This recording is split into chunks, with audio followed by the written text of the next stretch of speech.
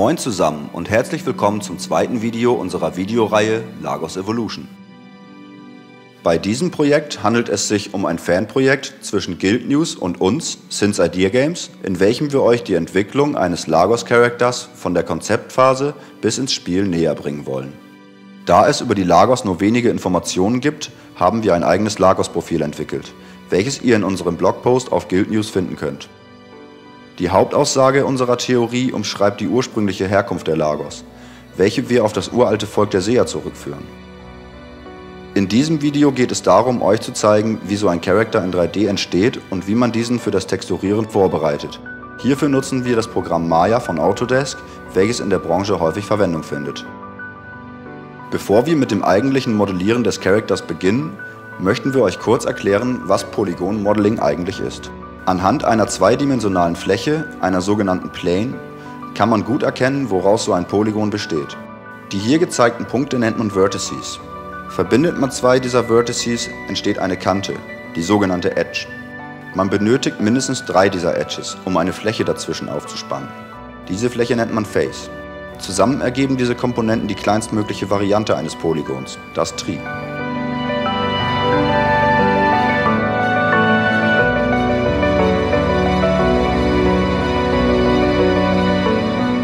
Polygone mit 4 Edges werden Quads genannt. Polygone mit mehr als 4 Edges heißen N-Gons. N-Gons sind grundsätzlich nicht zu empfehlen. Vor allem für die Arbeit in 3D-Programmen ist es von Vorteil, mit Quads zu arbeiten, da sich diese immer problemlos auf Trees herunterbrechen lassen und bestimmte Befehle der 3D-Software nur mit Quads funktionieren, wie zum Beispiel Edge Loops. Man sollte dies immer im Hinterkopf behalten, da moderne Game Engines noch immer nur mit Trees arbeiten und dementsprechend jedes Objekt spätestens beim Import in die Engine trianguliert wird.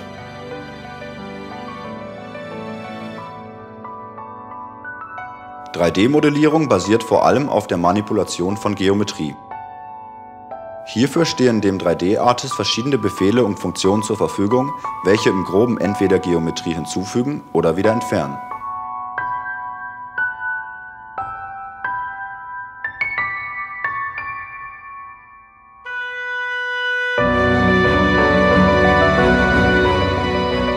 Da wir hier einen Spielecharakter entwickeln, welcher in Echtzeit dargestellt werden muss und nicht wie in Filmen üblich vorgerendert wird, muss stark auf den Polycount des Meshes, also die Anzahl der vorhandenen Polygone in der Geometrie, geachtet werden. Um möglichst performant zu bleiben, ist es wichtig, nur dort Geometrie hinzuzufügen, wo sie zur Silhouette beiträgt, das sogenannte Low-Poly-Modeling. Ein High-Poly-Mesh, also eine höher aufgelöste Geometrie, kann zwar mehr Details darstellen und sieht generell schöner aus, doch können zu viele Polygone die Performance in Spielen stark beeinflussen. Gott sei Dank gibt es hierfür andere Möglichkeiten, um nicht auf die schönen Details verzichten zu müssen. Dies wird im nächsten Video nochmal genauer erklärt.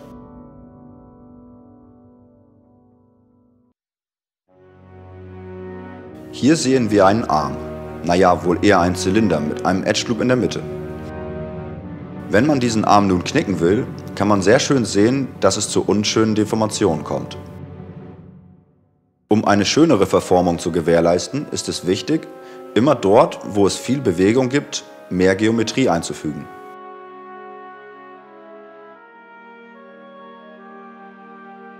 Grob kann man sagen, dass der Richtwert hierfür bei mindestens 3 Edge Loops liegt, jedoch von Fall zu Fall unterschiedlich behandelt werden muss.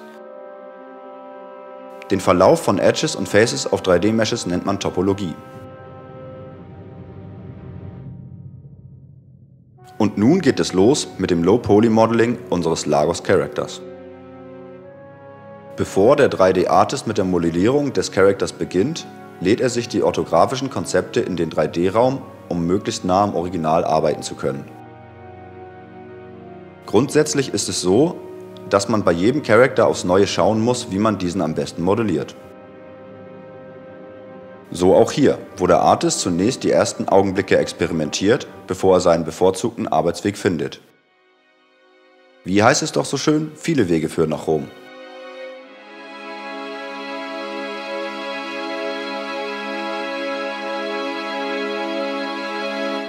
In diesem Fall entschied er sich für den Weg Panzer zuerst, da dies für ihn am sinnvollsten erschien.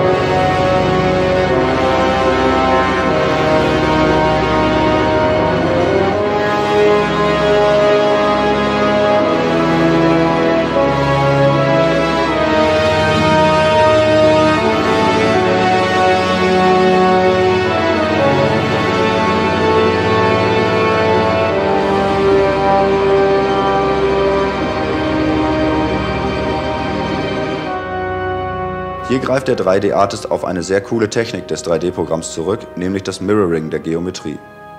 Hierbei werden alle Arbeitsschritte automatisch auf die andere Seite des Meshes übertragen.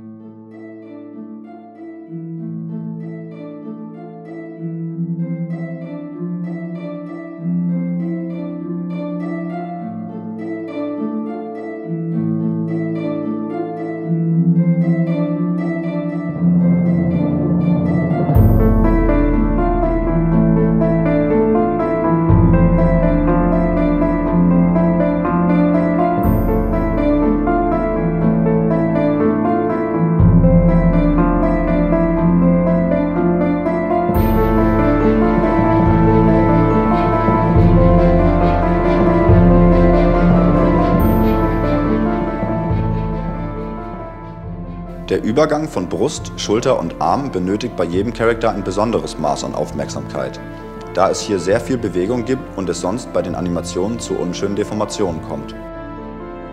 Gleiches gilt auch für die Beine, Knie und Ellenbogen. Wie schon am Anfang dieses Videos erklärt, kommt es hier sehr stark auf die richtige Topologie an.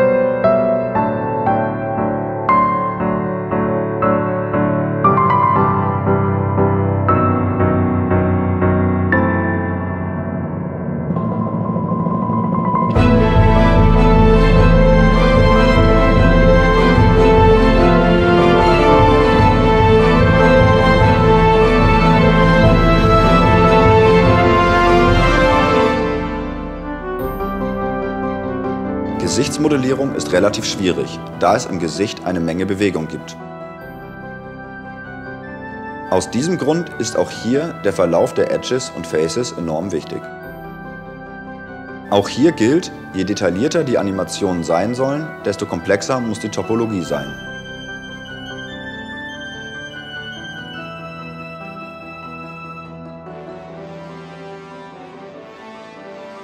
Wir haben hier bewusst auf eine Mundhöhle verzichtet, da Gesichtsanimationen den Rahmen dieser Videoreihe sprengen würden.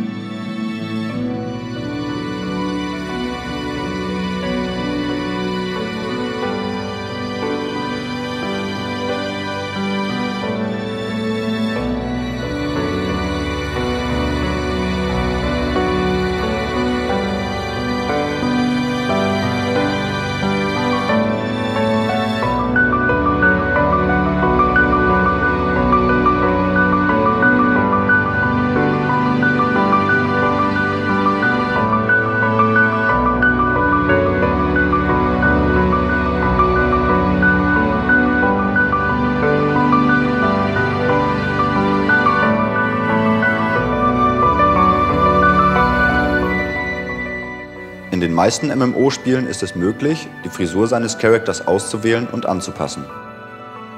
Generell gilt, dass verdeckte Geometrie aus Performancegründen rausgelöscht wird.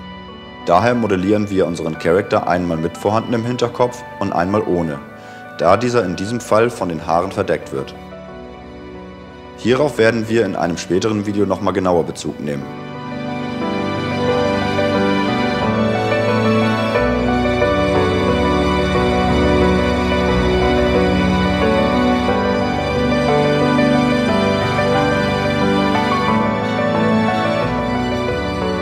Damit der Artist selbst mehr Überblick bekommt, färbt er sich das Mesh hier einmal grob ein. So kann er schneller zwischen Haut und Panzer unterscheiden. Keine Angst, es handelt sich hierbei nicht um die finale Textur des Charakters.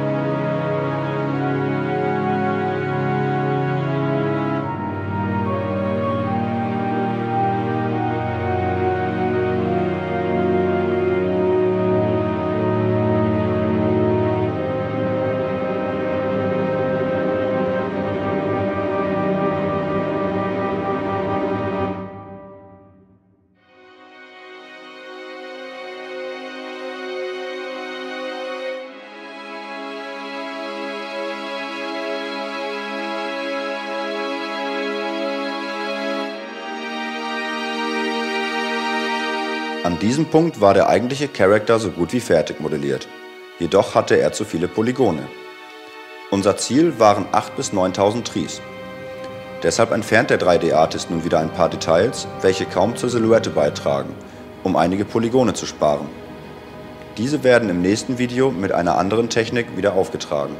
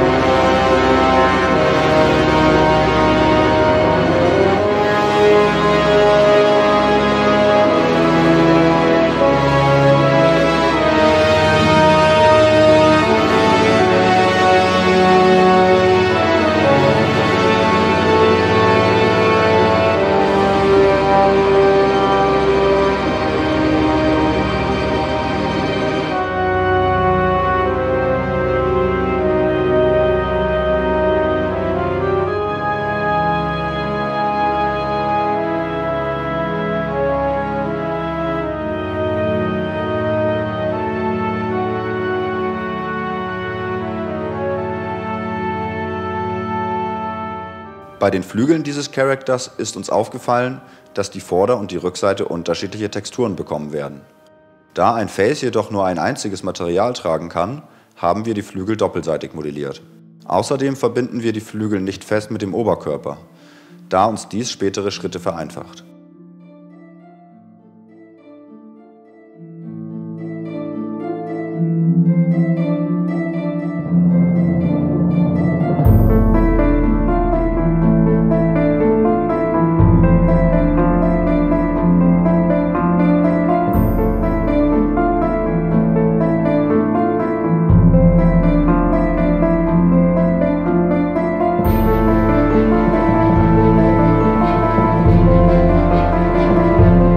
Nachdem der Charakter fertig modelliert wurde, geht es an die Vorbereitung zum Texturieren.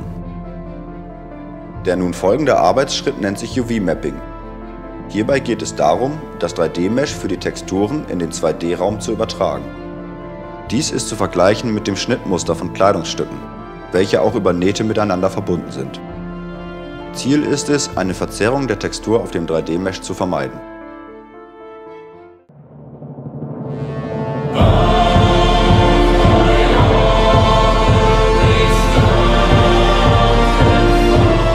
Beim Anordnen der einzelnen UV-Gruppen ist es sinnvoll, diese so auszulegen, dass ein anderer Artist ohne langes Suchen versteht, welche Gruppe zu welchem Körperteil gehört. Dies erinnert ein wenig an Puzzlespiele, nur dass Puzzlespiele im Gegensatz zum UV-Mapping durchaus Spaß machen können und zu weniger Fehlern führen.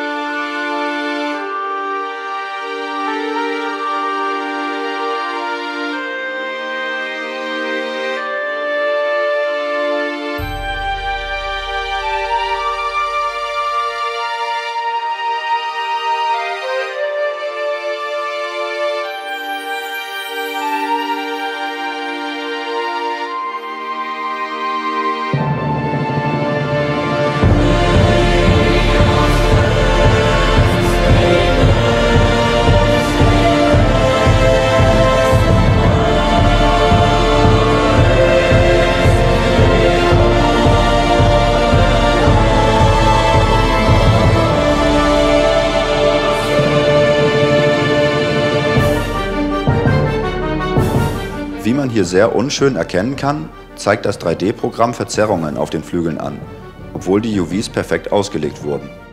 Um sicherzugehen, dass es sich hierbei nur um einen Anzeigefehler handelt, hat der Artist kurzerhand eine Testtextur erstellt und diese auf das Mesh gelegt. Wie man unschwer erkennen kann, verlaufen die Linien und Buchstaben der Textur ohne Verzerrungen über den Körper. Leider gehören solche Programmfehler zum Alltag eines jeden Spieleentwicklers und man muss dann einfach mal schreiend rausrennen.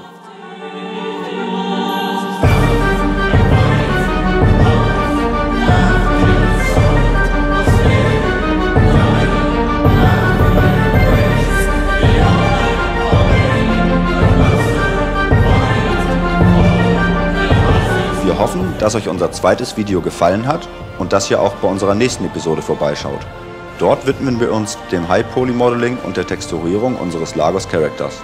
Vielen Dank fürs Zuschauen, vergesst nicht zu subscriben und wenn ihr mehr über Cinside Games erfahren wollt, schaut doch auch auf unseren Social Media Sites vorbei. Die Links findet ihr in der Beschreibung.